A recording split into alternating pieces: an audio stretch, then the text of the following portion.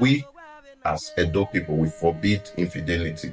Mm. It is so forbidden that if a woman cheats on her husband, the consequences is very, very disastrous.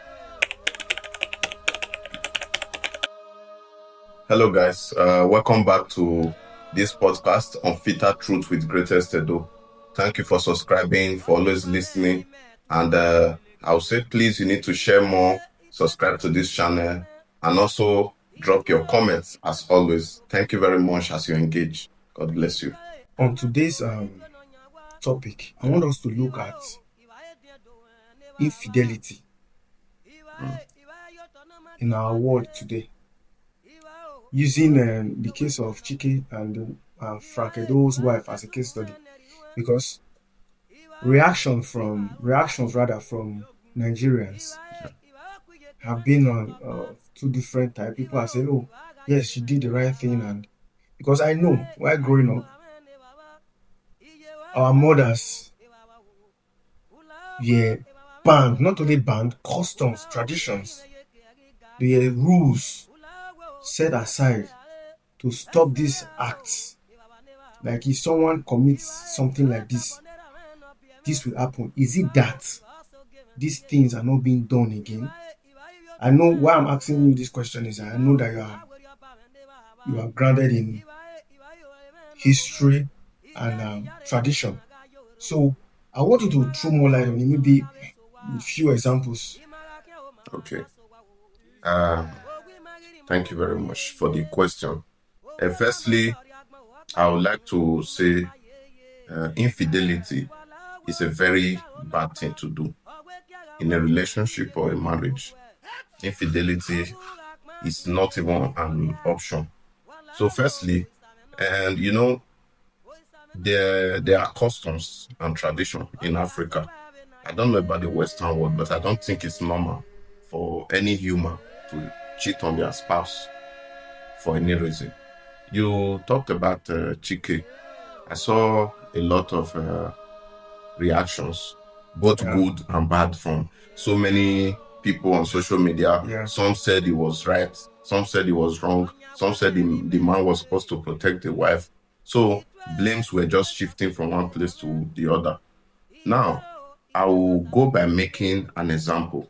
But before that, I would like you to understand that I don't know about other tribes, but in Edo land in general, we have different tribes in Edo land, but it is certain that there are traditions in Edo land.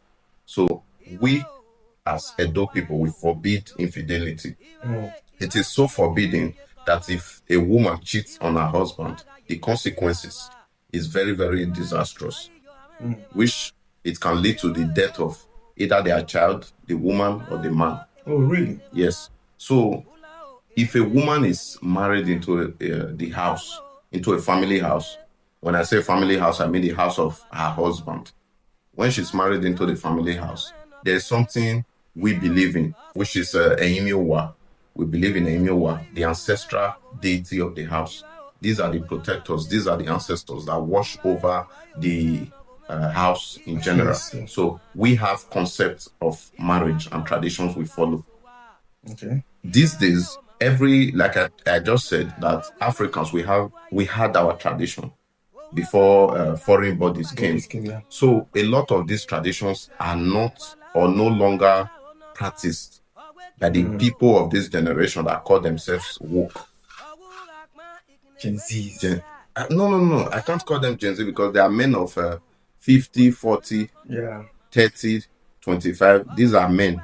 They will get married these days and tell you what my dad did as a tradition is evil, is devilish. This wasn't evil, it was protection. So before I give an example, I just want you to understand the concept of marriage.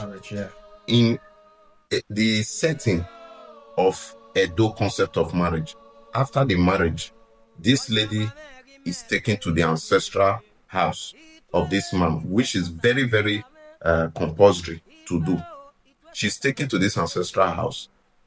It's not, some of the ignorant people, they call it, they say, swearing. swearing an oath. One go swear oath. Exactly. They say one go swear. Carry go swear oath. This is not swearing. This is protecting you as the woman against external aggression or external threats, spiritually and physically, either from extended family or otherwise. It is also protecting your husband, the child, and the household. So this is not just a normal oath taking. It is a bond between the man and the woman and the ancestral house, because in the concept of Edo people's marriage, you are not just marrying your husband, you are marrying the entire family. So what are the measures of this oath taking? Because a lot of ladies these days, when a man tell them, this is my tradition, this is what we do in my tradition, the lady say, never, I'm a Christian, I'm a Muslim, I'm this, I can't engage in such acts. No.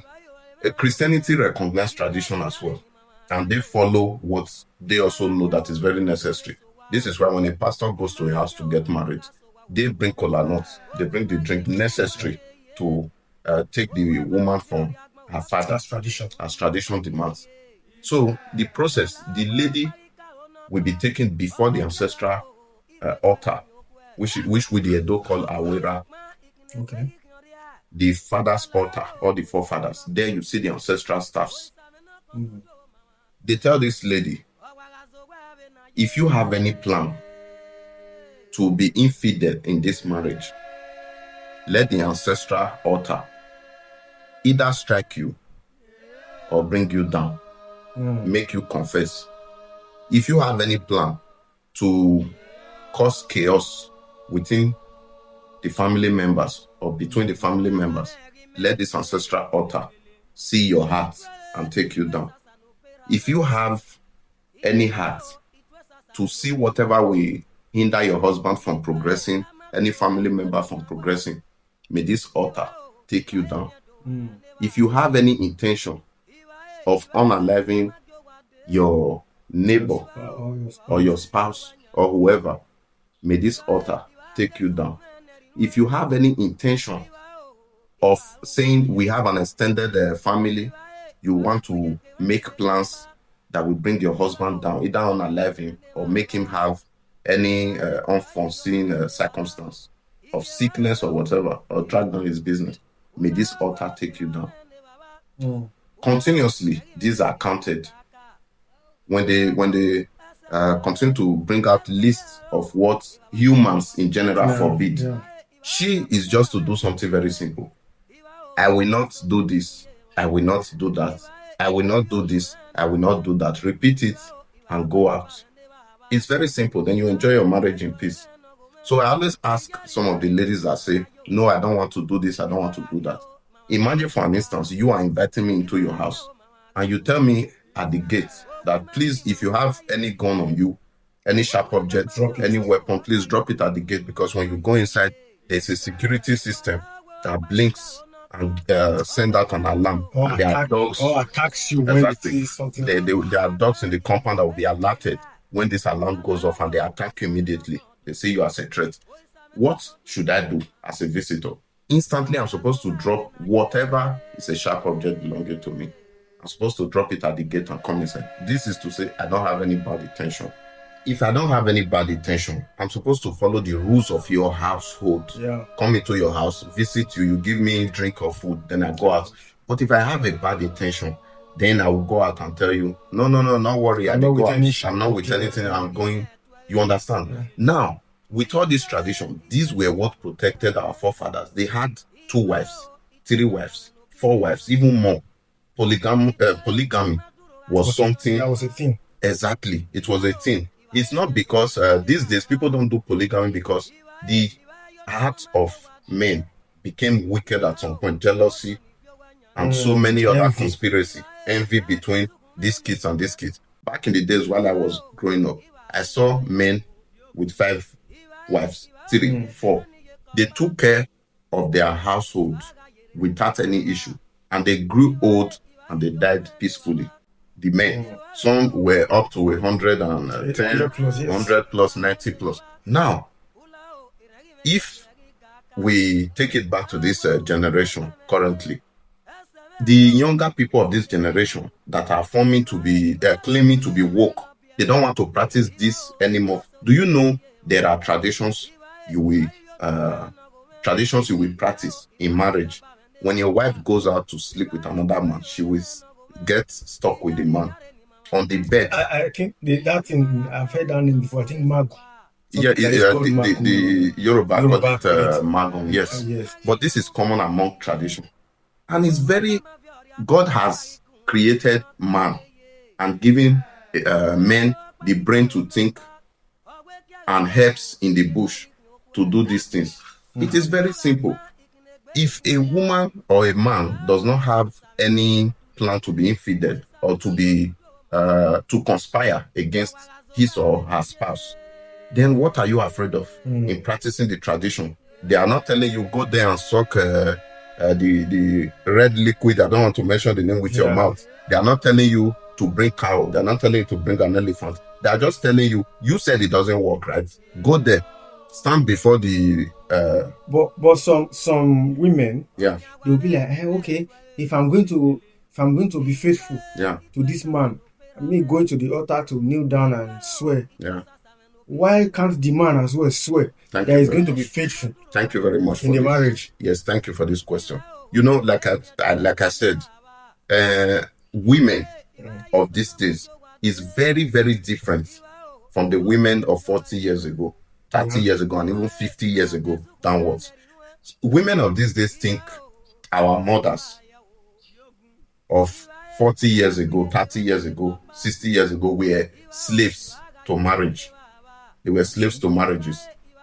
For if you take it as a percentage, I can agree 10%, but 90% I will tell you that fidelity was not a problem in the marriage.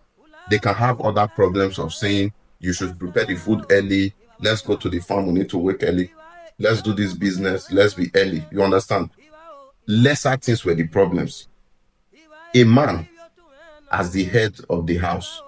In Africa, we do not have the tradition of just I'm talking about the past. It's not like, for me, it's not like I like or love polygamy.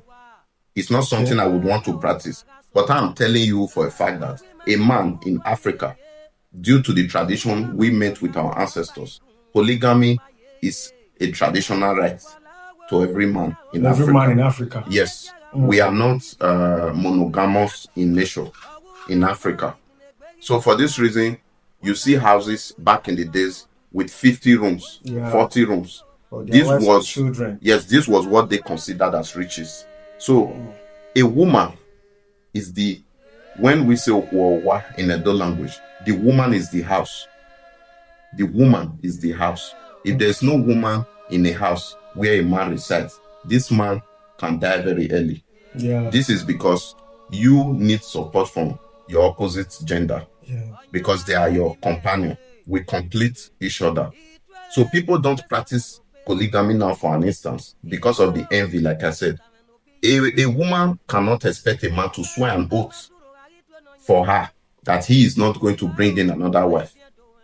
Back in the days, let me say something. Back in the days, our forefathers, there's this first woman in the house. They tell the first woman, we are coming in with another woman. She's going to be your younger sister. She's going to be your responsibility, your priority. Teach her the ethics of this marriage. And the first wife, we happily bring in the other woman. They were happy. But these days, people will say, I don't want Sharon. I don't want one wife. This is the tradition of Westerners, not for Africans. But sorry, let me also comment. Do you actually think that practice of one man, one wife? Yeah. You know, you said something like that. Oh, you don't. It's not as if you're against polygamy, but you don't see it as something I would like to practice. To practice. Okay. Now, do you actually think it's a good thing? Polygamy. Yeah. These are, because I'm trying to look at it from a different angle right now. Right? Yeah. Okay, I'm telling you to come and swear that you will not cheat on me. Yeah. Even if I am not going to swear, I should be able to keep up with the fact that I'm not going to cheat on you. As a woman? No, as a man. Yeah. Because you are telling me to come and swear because you don't trust me enough. I'm not going to cheat. It's not because of tradition. No, it's not because of trust. What was It's because of protection for the children and the wife. What protection? It matters more to the wife and the children. How? Now, for instance, let me come from your first question. I don't believe that polygamy is the best. It's not the best. You know why? It cannot be practiced in this current generation. That's how you think Because it's not the best. Yes, it's not the best. Too much wokeness. But back in the days, it was love. But People ate people together in one. Muslims. Yes, if you can. The Muslims, they know how to handle their homes. This is why. Have you ever seen you've traveled? Have you ever seen any house where two Muslim women were fighting because the husband refused to give them? But we are still in a woke generation. Those people, for instance, the Muslims, they, permit me to say, the Muslims, how I see them, they believe and practice their tradition to the core. If a Muslim man is praying by 4 p.m., it's 4 p.m. It doesn't matter if it's at the middle of the road. This is how they practice and believe in all their kind of tradition, whether polygamy and otherwise. But like I said, it's not what I would like to practice. With everything we have said so far, I would like to give you a very brief story because I like to talk with evidence. Okay. So I've already told you that polygamy is not the best. But in as much as it's not the best, our youth of these days, men from 50 downwards, they are running out of their tradition. They will remain poor. They will be struggling in their life because cheating comes with a lot of challenges for the man.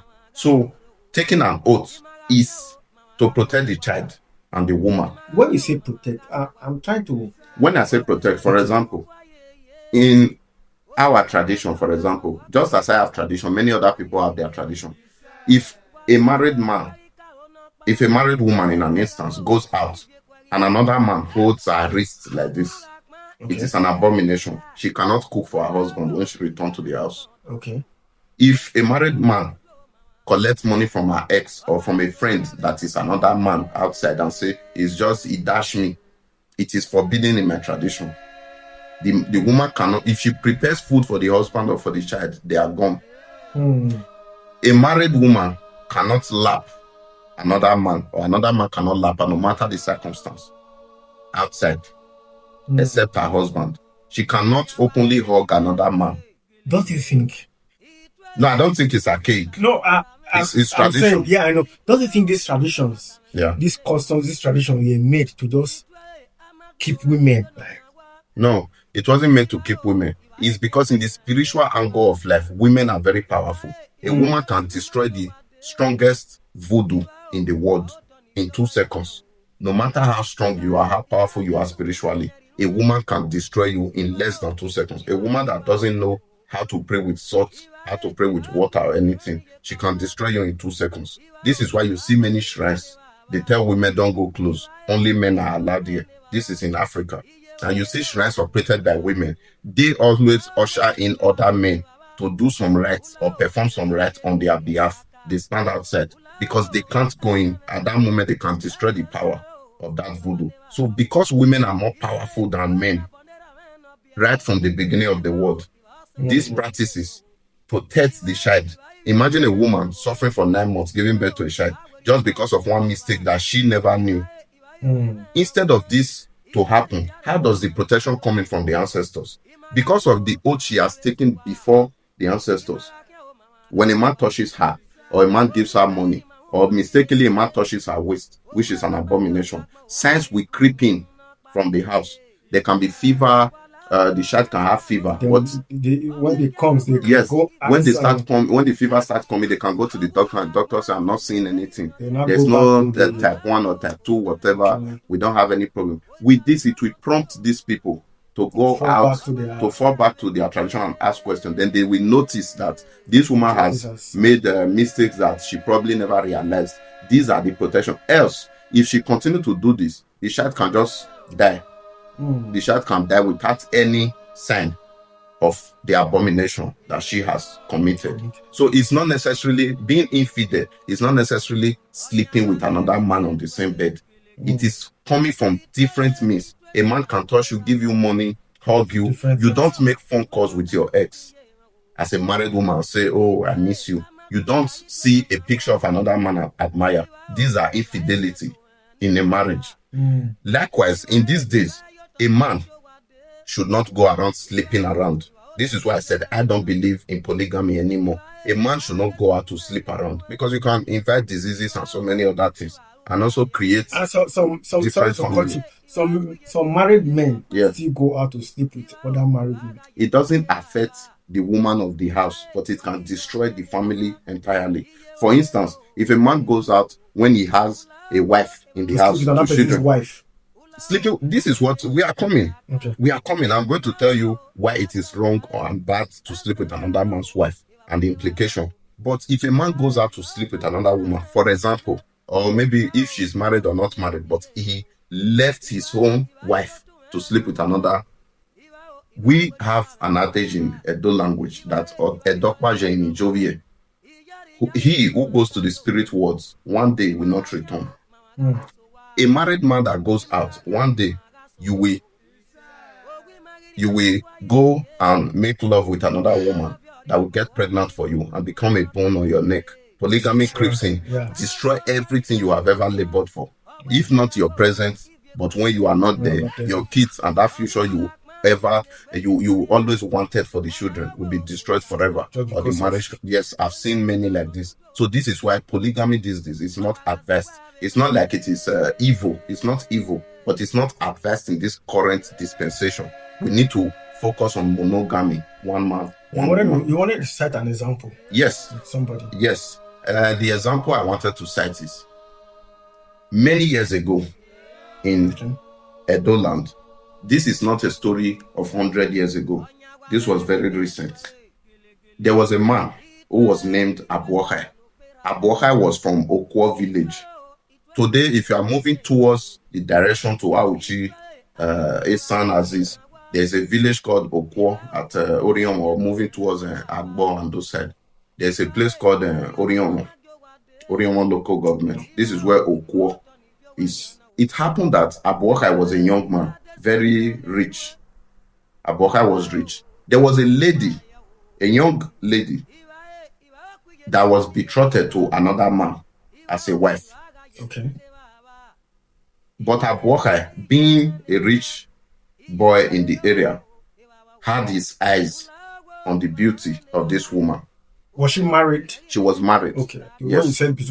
Yes, she was already married. Abuohai had his eyes on the beauty of this woman, and he had a secret relationship with another man's wife. So for this simple reason, Abuohai planned a secret marriage with this woman, telling her after many intercourse and things in private, telling her that we are going to get married. Because he knew what he was doing. Whatever you are doing that is good, you will always make it public. But they made it private. That's to say, he knew that it was wrong. While they were planning the marriage, business took him, because he was a businessman. Business took him to Agbo. He went to Agbo and he was driving, visiting Okwo village from Agbo. One day, he visited this lady. He gave her 40 naira. 40 naira? Yes, he gave her 40 naira. Yeah. Very long time. He gave the lady 40 naira and told the lady, you need to use this money to file for divorce. Go to court and file a divorce against your husband. Yes, this lady accepted the 40 naira. This lady filed for the divorce, brought the letter back to the husband. The husband got very furious and he said, no, I'm not accepting this money, this letter from you. But due to the laws of the court, the husband cannot totally reject, because he cannot subject her to slavery or whatever. So the husband accepted the letter. But the husband reached out to some men in other area and told them, you need to go to the court with me because Abuohai is trying to take my wife from me. So they went to the court and they ruled against this man in favor of the woman. The woman went with Abuohai, who was the rich guy. This man went back home in pain.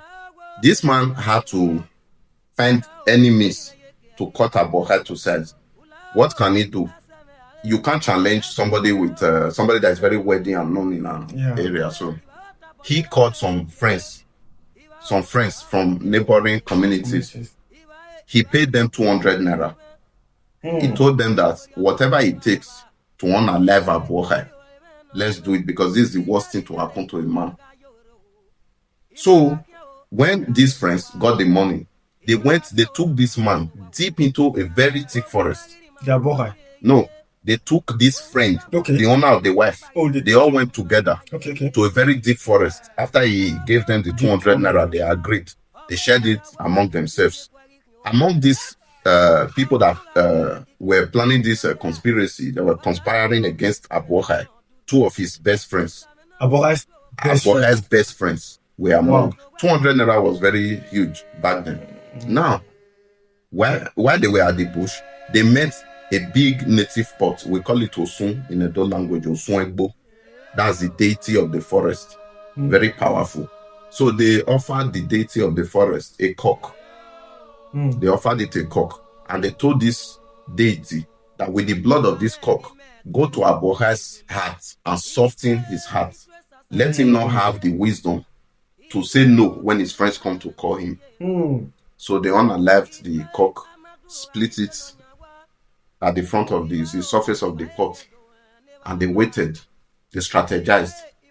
One night, these two of his best friends, they traveled to Okwo. They went to meet Abohai, because now he was still with the woman at Okwo. So they told him, midnight, at the middle of the night, they told him, please, let's go to Agbo. We need to visit Agbo because we have something very urgent to do at Agbo. These were his best friends, more than brothers, more than family. His newly married wife told him, don't go. It's too late. It's too dark. Abohai said, as usual. And they've already softened his heart. Exactly.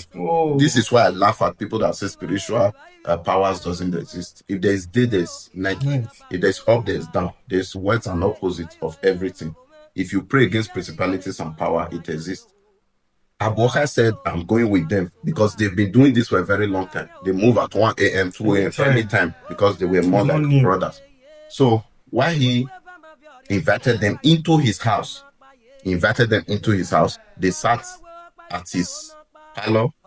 He brought out an expensive wine. They drank, and they took the vehicle they brought. They all left. While they got to the middle of nowhere, they parked.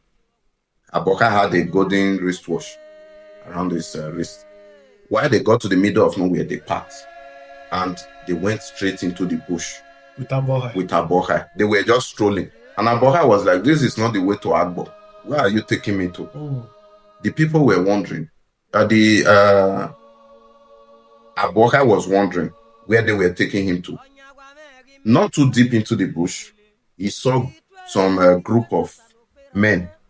That is the other. Yes, the former husband. Okay, that was already waiting. They were already waiting for Abohai because they knew their plan. So they waited for Abohai in the bush while they surrounded Abohai.